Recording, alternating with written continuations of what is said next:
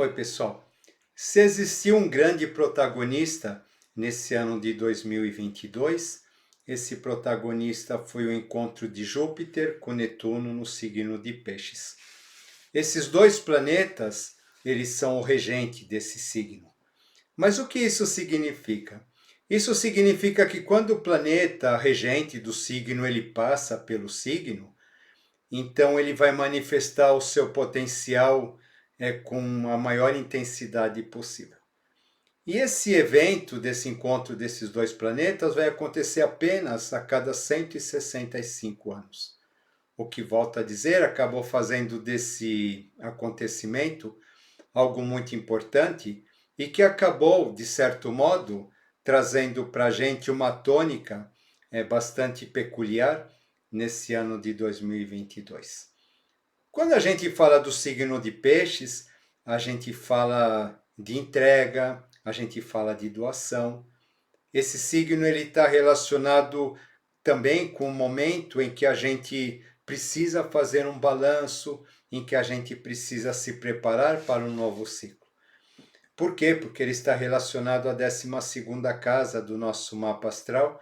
E a 12ª casa, ela funciona como se ela fosse assim uma espécie de férias de fim de ano, onde eu faço um balanço de tudo aquilo que eu realizei o ano inteiro e começo a me preparar para o ano seguinte. Muitas pessoas vão associar peixes à questão dos doentes ou os inimigos ocultos, mas na verdade o que a gente compreende é que quando a gente não quer fazer isso de boa vontade, então alguma coisa vai acontecer para que faça com que a gente fique recolhido, pensando na vida, pensando no que nos levou a estar preso naquela situação. O que acaba acontecendo, né? O signo de Peixes ele tem dois regentes. Ele tem um regente Netuno e ele tem um regente Júpiter. Netuno representa a dissolução.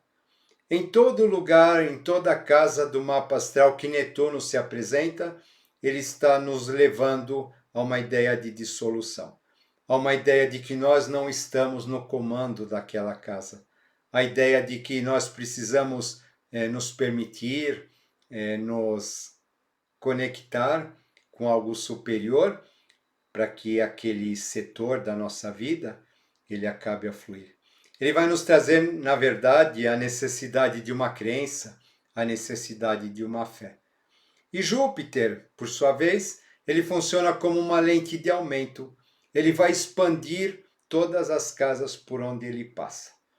Isso vai fazer com que, então, no lugar onde ele estiver situado, aquele lugar ou aqueles aspectos, aquelas situações representadas por aquela casa ou por aquele signo, acabem ganhando assim um destaque muito grande, acabem sendo ampliadas de maneira tal a que, de repente, tudo aquilo que a gente não via, o que a gente não percebia, passe a ser evidente perante os nossos olhos.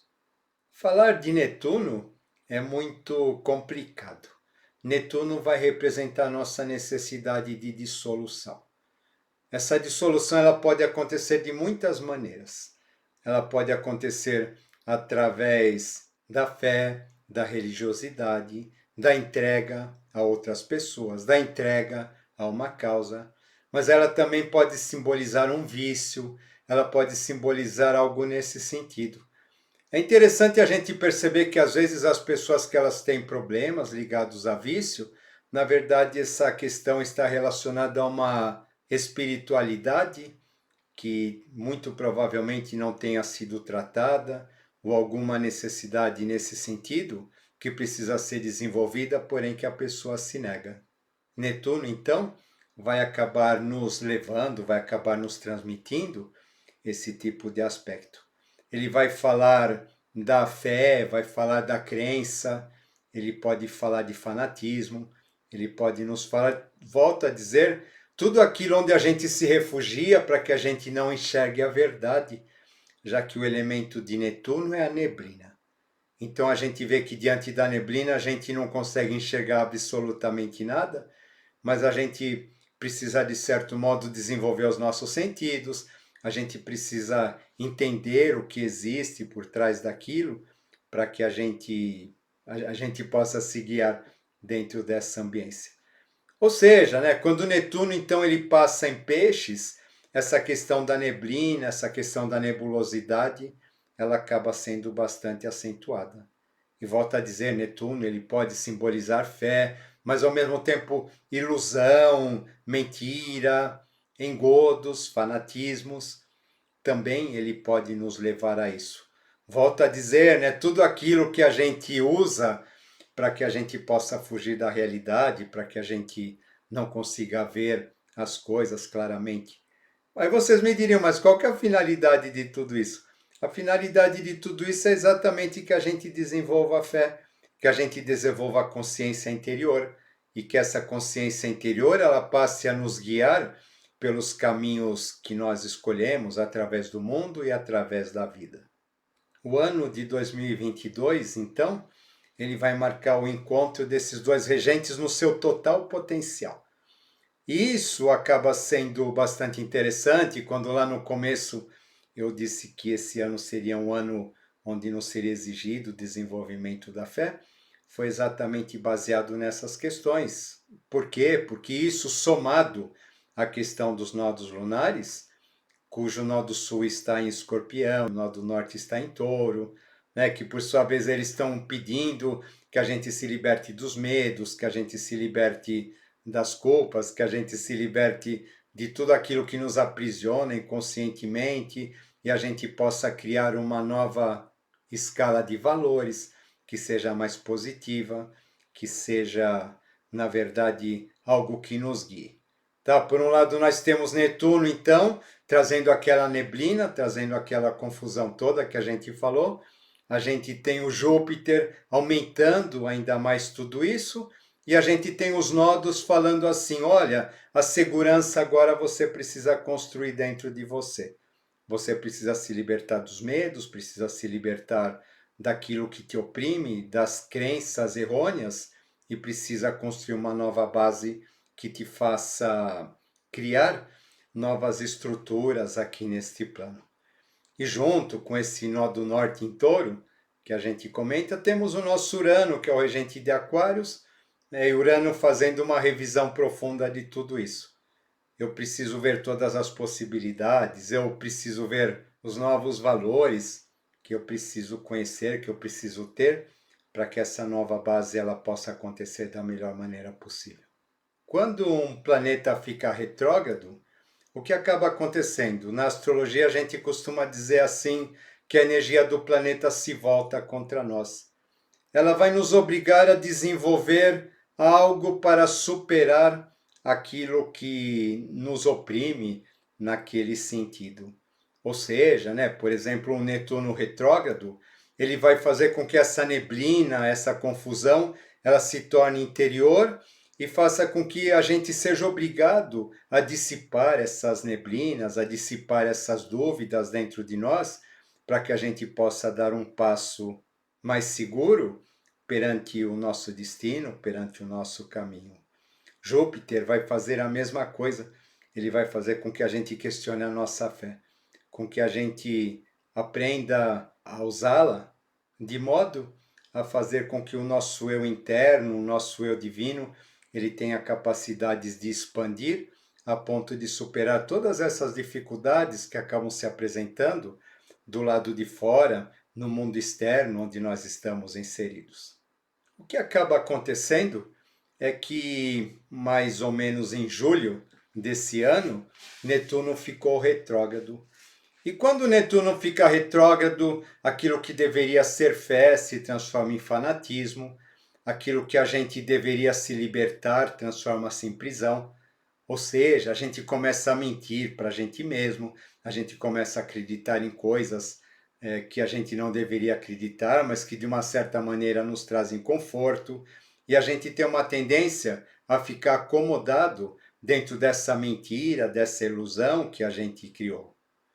E não é difícil da gente perceber o que aconteceu no segundo semestre desse ano. Nós tivemos todas essas questões que estão acontecendo até agora, ligadas a crenças, ligadas a dogmas, ligadas a visões de mundo e coisas desse tipo, né, fazendo com que as coisas elas acabassem se tornando bastante confusas. A gente já não sabe mais o que é mentira, a gente já não sabe mais o que é verdade. Isso que a gente vem falando no canal acabou acontecendo de certa maneira. Os fanatismos, as visões místicas misturadas com as visões políticas, toda essa questão netuniana, essa questão pisciana, acabou sendo bastante exacerbada. Por quê? Porque a gente estava então com Netuno retrógrado, o Netuno segurando essa energia dentro do signo, né? Fazendo com que isso não expandisse, isso não tivesse capacidade de se moldar de uma outra maneira do lado de fora. E o nosso querido Júpiter colocando uma lente de aumento em tudo isso, para que tudo aquilo que estivesse errado, aquilo que não fosse condizente com os novos valores, ele pudesse ser visto para que a gente pudesse transformar. Depois, num determinado tempo, nós tivemos o Júpiter retrógrado também, ou seja, isso acabou ficando um pouquinho mais complicado, né? O que era para ser uma sauna a vapor acabou se transformando numa caldeira a vapor, ou seja, né, a coisa acabou esquentando mais um pouquinho. Depois Júpiter foi caminhando, ele entrou em Áries. E o que é interessante a gente entender, quando a gente tem um signo, é interessante a gente entender onde que o regente do signo está, porque o regente do signo ele vai trazer características para aquele local que é a casa de origem dele. Tá bom? Então o que vai acontecer, né? Júpiter, como um dos regentes de Peixes, ele entrou no signo de Áries. E quando ele entra no signo de Áries, que é um signo briguento, que é um signo combativo, que é um signo impositivo, então ele vai trazer todos esses valores para dentro do signo de Peixes, onde Netuno estava lá domiciliado retrógrado. O que vai acontecer? Esse fanatismo, essas ideias, esses sonhos, esses delírios, essas questões todas ligadas a Netuno e ligadas a Peixes, elas acabam ganhando uma característica mais briguenta, sabe? Essas pessoas vão começar a lutar por esses ideais, vão começar a lutar por esses fanatismos, por essas visões. Essas pessoas vão começar a ter dentro delas uma combatividade aumentada em relação a todos aqueles que não acreditam nas mesmas coisas que elas acreditam. Então a gente vai perceber que esse foi o quadro que acabou predominando durante praticamente todo o segundo semestre, que foi o momento em que o nosso Netuno teve retrógrado e o nosso Júpiter caminhou em direção a Áries. Porém, o que acaba acontecendo? Depois o Júpiter ele acabou voltando e acabou ficando retrógrado na sua volta no signo de Peixes, até que, por volta do dia 20 último, se eu não me engano, ele termina o seu movimento de retrogradação e ele começa a caminhar livremente em direção a Áries para não mais voltar em Peixes. Isso significa o que para nós? Isso significa que essa lente de aumento ela vai se afastando, sabe? Então todo esse exagero, todas essas questões que a gente estava percebendo, elas tendem a ser atenuadas. Outra questão que acaba acontecendo, então volta o Netuno estava retrógrado, né? Aquela questão da caldeira guiando aí os nossos momentos coletivos. Esse movimento de retrogradação de Netuno termina no dia 1º de dezembro, o dia que esse vídeo vai para o ar. Ou seja, né, e ele vai ficar estacionário até o dia 13, mais ou menos. Tá? Ou seja, o que é um movimento estacionário? Né? Então, o planeta ele fica retrógrado. Quando ele fica retrógrado, ele nos obriga a rever todas aquelas questões que talvez a gente não queira ver, mas que é necessário que a gente veja. Né? Então, no caso dos fanatismos, no caso das crenças errôneas, nos casos de como a gente se engana, dos delírios, tudo isso que está relacionado a Netuno, né? E depois disso, então, ele entra no movimento estacionário, ou seja, ele para, ele fica um período parado, onde ele fica assimilando tudo aquilo que ele aprendeu, tudo aquilo que ele absorveu durante toda essa experiência, e depois ele volta para o seu movimento direto. E essa volta do movimento direto de Netuno vai acontecer no dia 13 de dezembro. Ou seja, né, a partir do dia 13 de dezembro, nós teremos Netuno direto e nós teremos Júpiter direto. Então, o que isso significa? Isso pode significar uma série de coisas. Isso pode significar uma conscientização maior das pessoas. Isso pode significar uma volta da nossa fé em alguma coisa que de repente a gente havia perdido. Isso significa, de uma certa maneira, que existe uma grande transformação nesse sentido. Porém, o que acaba acontecendo é que a gente nunca sabe como isso vai acontecer. Ou seja, quando a gente fala de Netuno e a gente fala de Júpiter em peixes, isso pode significar temporais, pode significar tempestades, tá? Tanto do lado de fora quanto do lado de dentro de nós.